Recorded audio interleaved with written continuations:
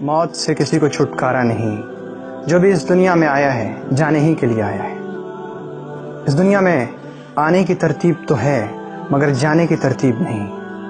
موت ہر انسان کو آنی ہے، چاہے وہ بچہ ہو یا بڑا ہو، جوان ہو یا بوڑھا ہو، امیر ہو یا غریب ہو، جھونپڑی میں رہنے والا ہو یا محل میں رہنے والا ہو، سب کو اپنی کچی قبر میں تنہا سونا ہے۔ جب آدمی کی روح نکلتی ہے تو اس کا منہ کھل جاتا ہے، اس کے دونوں ہونٹ ایک دوسرے سے جدا ہو جاتے ہیں۔ انسان کی روح اس کے پیر سے نکلتی ہوئی اوپر کی طرف آتی ہے۔ جب آدمی کی روح دل اور پھیپھڑے تک پہنچتی ہے تو یہ وقت ہوتا ہے جب آدمی کی سانس الٹی چلنے لگتی ہے اور سانس باہر کی طرف آنے لگتی ہے۔ یہ وہ وقت ہوتا ہے جب چند سیکنڈ کے اندر انسان پہلی بار اس دنیا میں فرشتوں کو اور شیطانوں کو دیکھتا ہے۔ ایک طرف شیطان اس کے کان میں مشورے دیتا ہے اور دوسری طرف اس کی زبان سے اس کے عمل کے مطابق کچھ الفاظ نکلنے لگتے ہیں۔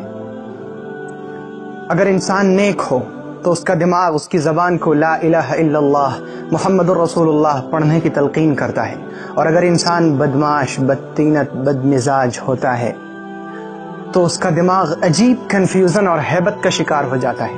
وہ شیطان کے مشورے کو قبول کرتا ہے اور اس کی زبان سے اس کے عمل کے مطابق کچھ الفاظ نکلنا چاہتے ہیں، اور وہ بھرپور کوشش کرتا ہے کچھ بولنے کی، وہ کوشش کرتا ہے تڑپنے کی، لیکن وہ تڑپ بھی نہیں پاتا۔ اور یہ سب کچھ اتنی تیزی سے ہوتا ہے کہ انسان کو اور انسان کے دماغ کو اس دنیا کی کوئی بات سوچنے کا بھی موقع نہیں مل پاتا۔ انسان کی روح نکلتے ہوئے اس کے ذہن میں زبردست تکلیف ہوتی ہے، لیکن وہ تڑپ بھی نہیں پاتا، اور اس کے بعد اس کے پورے جسم کی روح اس کے حلق میں جمع ہو جاتی ہے، اور یہ وہ بات ہے جس کو قرآن کریم میں بیان کیا گیا۔ فَلَوْلَا إِذَا بَلَغَتِ الْحُلْقُومَ وَأَنْتُمْ حِينَئِذٍ تَنظُرُونَ وَنَحْنُ أَقْرَبُ إِلَيْهِ مِنْكُمْ وَلَكِنْ لَا تُبْصِرُونَ۔ اور پھر انسان کا جسم ایک بے جان گوشت کے لوتھڑے کی طرح پڑا رہ جاتا ہے، جس میں ہلنے جلنے کی کوئی گنجائش نہیں رہتی۔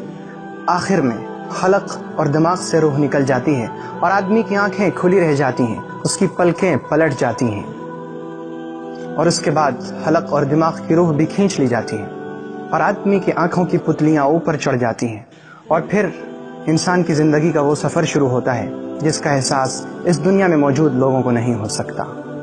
کسی کتاب میں لکھا ہے، اور عبرت کے لیے کیا ہی اچھا لکھا ہے، کہ جب انسان کی موت آتی ہے اور اسے لوگ غسل کے تختے پر لٹاتے ہیں تو ایک آواز دینے والا اسے آواز دے کر کہتا ہے، اے آدم کے بیٹے، تمہارے کان کہاں ہیں؟ آج کس چیز نے انہیں بہرا کر دیا ہے؟ آج تمہاری آنکھیں کہاں ہیں؟ کس چیز نے انہیں اندھا کر دیا ہے؟ آج تمہاری صاف ستھری زبان کہاں ہے؟ کس چیز نے انہیں گونگا کر دیا ہے؟ تمہاری بہترین اور عمدہ خوشبو کہاں ہے؟ کس چیز نے انہیں بدل دیا ہے؟ تمہاری دولت کہاں ہے؟ کس چیز نے تمہیں دوسروں کا محتاج بنا دیا ہے؟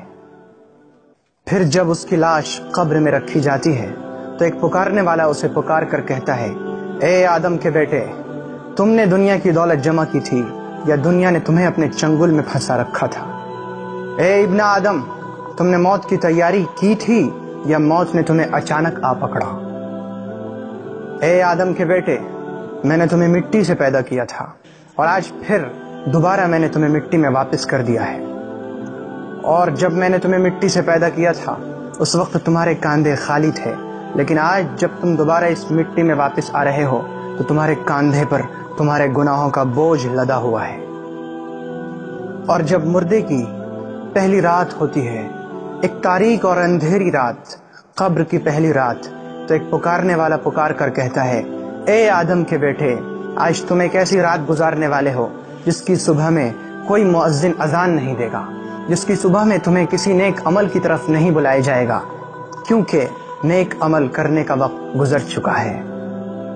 اور اس کے بعد ایک دوسری آواز آتی ہے، اے آدم کے بیٹے، آج تمہیں سب چھوڑ کر جا چکے ہیں، تمہیں سب اس مٹی میں چھپا کر اور دفنا کر جا چکے ہیں، اور اگر وہ لوگ یہاں تمہارے ساتھ رہتے بھی تو تمہیں کوئی فائدہ نہیں پہنچا سکتے۔ تو نے مال جمع کیا لیکن غیروں کے لیے، تو نے دولت جمع کی لیکن اسے آج دوسرے استعمال کر رہے ہیں۔ آج اگر تیرا عمل اچھا اور نیک ہوگا تو تیرے لیے جنت کے دروازے کھول دیے جائیں گے، اور اگر تیرا عمل برا ہوگا تو پھر یہ دہکتے ہوئے انگارے تمہارے لیے ہیں۔ میرے بھائی، یہ زندگی بڑی مختصر اور بہت چھوٹی ہے۔ کچھ پتہ نہیں کہ کب اور کہاں ہم میں سے کس کی موت آ جائے، کیونکہ اس دنیا میں آنے کی ترتیب تو ہے مگر جانے کی ترتیب نہیں۔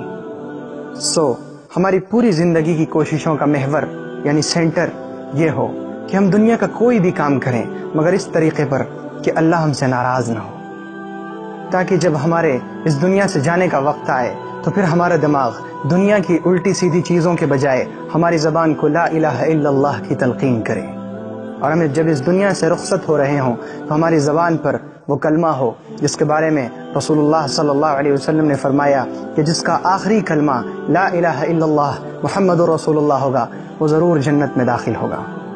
اور اس ویڈیو کو اپنے دوستوں کو بھیجیں، کیا پتہ اس بات سے کس کی زندگی سنور جائے۔ چینل کو سبسکرائب کرنا نہ بھولیں تاکہ آپ کے پاس نئی اور تازہ ویڈیوز پہنچتی رہے۔